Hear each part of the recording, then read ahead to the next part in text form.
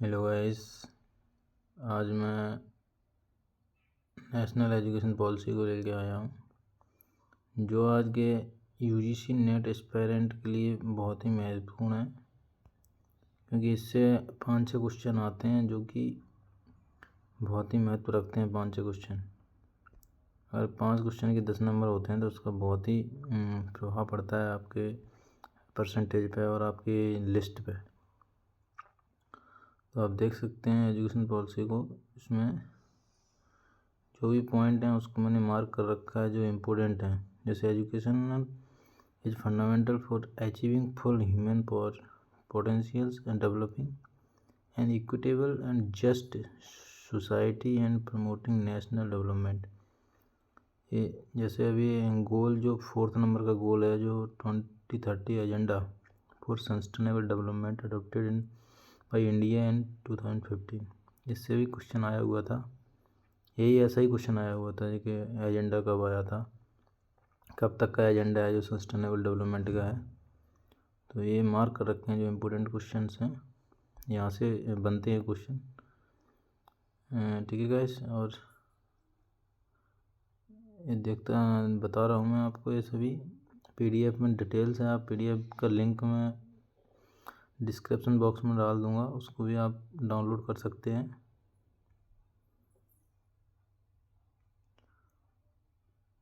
और ये जो स्कूल से एजुकेशन का चार्ट है, जिसमें अपना फंडामेंटल एजुकेशन में, जिसमें 3 इयर्स का जो बच्चा रहता है उसके अंडर आंगनबाड़ी, प्री स्कूल से एजुकेशन एंड बालवाटिका पढ़ाते हैं। उसके बाद 1-2 क्लास में जो फाउंडेशन के अंदर आती है, 2 सेकेंडरी आएगी अपनी प्रीपेट्री स्ट्रक्चर से, जिसके अंदर 3 से 5 इयर्स एज रहेगी, 8 से 11 इयर्स, एंड क्लास 3 से 5। मिडिल क्लास में 6 to 8, एंड उसके बाद सेकेंडरी एजुकेशन 9 to 12, इसको देख लेना। उसके बाद जो भी परसेंटेज इसमें लिखा है, early childhood care and education the foundation of learning, overall 85% of child age a cumulative brain development occur prior to the age of 6, indicating the critical importance.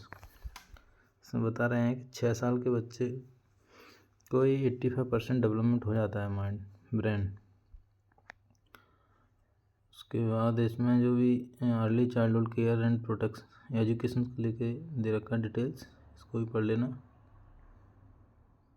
ये इम्पोर्टेंट फैक्ट हैं जो याद रहना चाहिए, तो बहुत ही महत्वपूर्ण हो जाएंगे। फुल फॉर्म भी आ जाते हैं, जैसे ECC है, HWF है, हेल्थ एंड फैमिली वेलफेयर। ये कुछ इम्पोर्टेंट पॉइंट हैं। MHRD, इसको लेके फुल फॉर्म का पूछ लेते हैं कभी कभी। और उसमें जो रेशियो बताया गया है, जो हर एक प्राइमरी स्कूल में 30 बच्चे पर एक टीचर होना चाहिए, एंड जो schedule caste and socio economical student हैं, जो वीक हैं, उनके लिए 25 स्टूडेंट पर 1 टीचर होना चाहिए, रिमार्क कर रखा है इसमें। और एक नई पहल लेके आई है सरकार, जिसमें digital infrastructure for knowledge sharing online teaching के थ्रू डेवलप करना है। जो रेशियो दिया गया है उससे भी क्वेश्चन पूछ लेते हैं कभी कभी। इसमें ये उसका स्ट्रक्चर दे रखा है, जैसे 3 से 8 किस तरह से 5 इयर्स तक का बच्चा रहेगा, वो 3 से 8 इयर्स के बीच में पढ़ाई करेगा। 8 से 11 इयर्स का रहेगा, उसमें 3 इयर्स, जिसमें प्रिपरेटरी स्टेज रहेगी। उसके बाद 11 to 14 में मिडिल स्टेज रहेगी, एंड 14 to 18 में आप देख लो कि इसमें रहेगी अपनी सेकेंडरी स्टेज। इस प्रकार इसका पूरा स्ट्रक्चर है, जिसमें किस किस एज में कौन कौन सी क्लास में स्टडी करेगा बच्चा। ये सारी PDF डिटेल्स है, जिसे आप देख के पढ़ के समझ सकते हैं।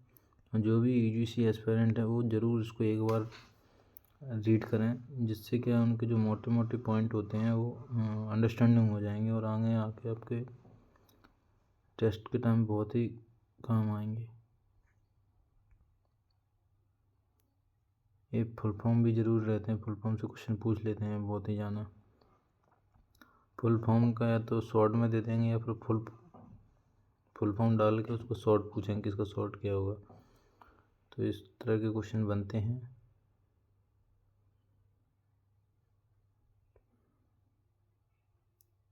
एक परख का क्वेश्चन बनता है इसमें, performance assessment review and analysis of knowledge for holistic development. और NAS जिसमें नेशनल अचीवमेंट सर्वे, SAS स्टेट अचीवमेंट सर्वे, इस तरह के क्वेश्चन बनते हैं।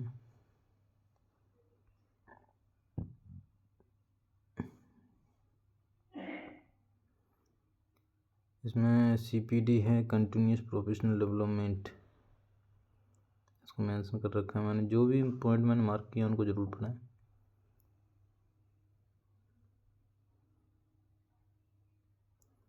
जैसे कि RPWD है एक्ट 2016 में, इसके साथ क्या क्या फैसिलिटी दी गई है गवर्नमेंट की तरफ से, जो डिसेबल्ड पर्सन हैं उसके लिए कितना परसेंटेज है, जिसकी बेस पे वो अपना एडमिशन ले सकते हैं, वो एडमिशन एप्लीकेशन कर सकते हैं, उनको क्या क्या प्रिविलेज हैं, वो सब डिटेल्स इसके अंतर्गत हैं।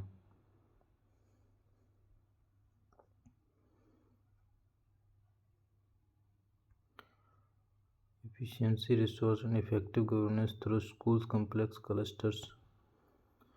और जो कोठारी आयोग है का एजुकेशन कमीशन, जो 1964 से 1966 के बीच में आया हुआ था, ये जितने भी आयोग हैं 1968, 1964 से 92 एंड 2020, इनको याद जरूर रखना है।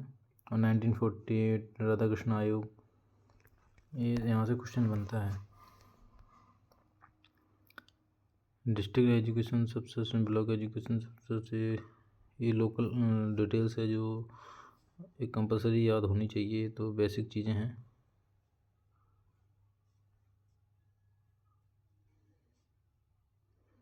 ऐसे फुल फॉर्म पूछा था लास्ट टाइम, तो state schools standard authority, school quality assessment and accreditation framework,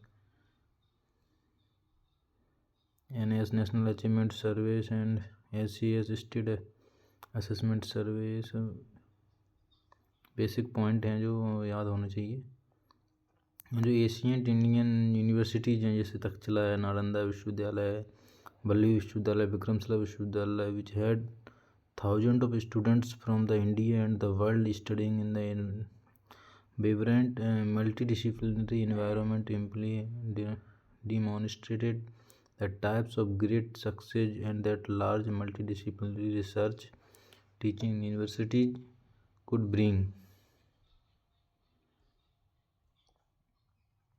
इसके बाद 2040 तक हाई एजुकेशन इंस्टीट्यूशंस को बढ़ावा करना है, जिसमें जो gross enrolment ratio in higher education including vocational education from 26.3% 2018 में रहा, जिसका आगे का डेवलपमेंट करना है, जो 50% ऑफ 2030 तक लाना है। तो ये क्वेश्चन बहुत ही इंपॉर्टेंट है, जो कि पूछा जा रहा है बार बार, तो इसको ज़रूर मेन पॉइंट में रखना है, ये वेरी इंपॉर्टेंट करके रिमार्क कर सकते हैं। ओपन डिस्टेंस लर्निंग, ये सब बेसिक चीज़ें। उसके बाद जितने भी जैसे बानवर्टन Kadambari describe the good education as knowledge of 64 कला, जी कला के बारे में है, जिसमें 64 कला का क्वेश्चन बन जाता है, तो यहाँ से भी क्वेश्चन पूछ सकते हैं, तो इसको भी रिमाइंड अप कर लें। ये स्टीम का फुल फॉर्म पूछा जा रहा था, science technology engineering and mathematics, ये शॉर्ट फॉर्म दे देंगे, फुल फॉर्म पूछेंगे। उसके बाद department in language, literature, music, philosophy, Indology, art, dance, theatres, education, mathematics, statistics, pure and applied science, sociology, economic, sports, translations and interpretations and other such subject needed for a multidisciplinary stimulating India education, इस प्रकार का दे रखा है इसमें। इसको भी पढ़ सकते हैं, जैसे वैल्यू ऑफ ट्रुथ, जिस सत्य बोलते थे, right as conducted, dharma, peace, शांति, लव, प्रेम, नॉन वायलेंस, अहिंसावादी, साइंटिफिक टेम्परेचर, सिटीजन्स वैल्यू, ये सब कॉमन चीज़ें, इनको भी रिमाइंड अप करते रहना है।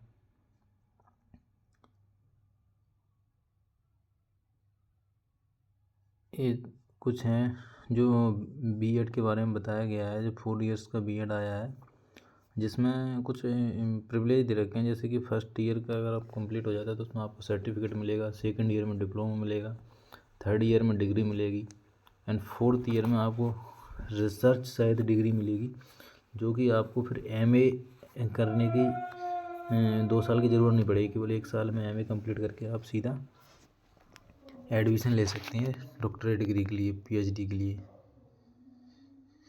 ये कुछ है। फिर उसके बाद चॉइस क्रेडिट सिस्टम के बारे में बताया है इसमें, आईडीपी, ये कुछ मेन पॉइंट हैं, इसको आप बेसिक रीड ज़रूर करना एक बार, जिससे क्या है कुछ पॉइंट होते हैं जो कि आपके अंडरस्टैंडिंग हो जाएंगे, वो बार बार रिपीट हो जाएंगे, तो फिर वो याद भी बने रहेंगे आपके लिए।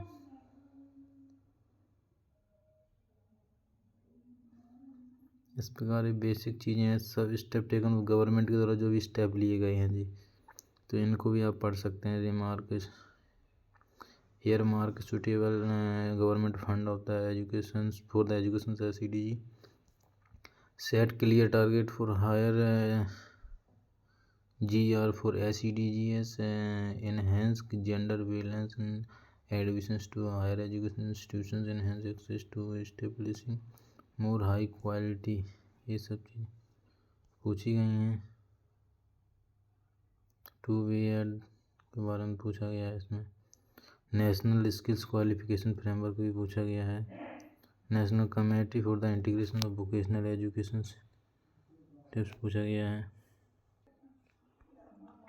ये डिटेल से कुछ आप इसको समझ सकते हैं, पढ़ सकते हैं। Department of science and technology DST and department of atomic energy DH, ये सभी डिटेल्स हैं इसमें। हायर एजुकेशन के बारे में ये बताया गया है। जैसे फर्स्ट HECI के 4 स्टेप्स हैं, जिसमें फर्स्ट नंबर पर है national higher education regulating council, जो कि एक तरह से रूल रेगुलेशन को फॉलो करती है। Functions is that the common single point regulations for the higher education sector including teacher education excluding medical and legal education, thus eliminating the duplications and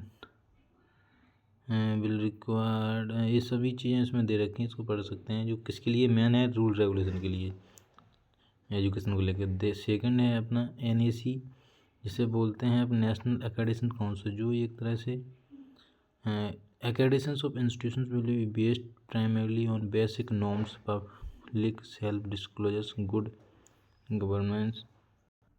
guys, आपसे उम्मीद करूँगा कि आप ये वीडियो को like and subscribe and bell icon पर click करके इसको शेयर करेंगे, जिससे ये इन्फॉर्मेशन काफ़ी लोगों तक पहुंच जाए।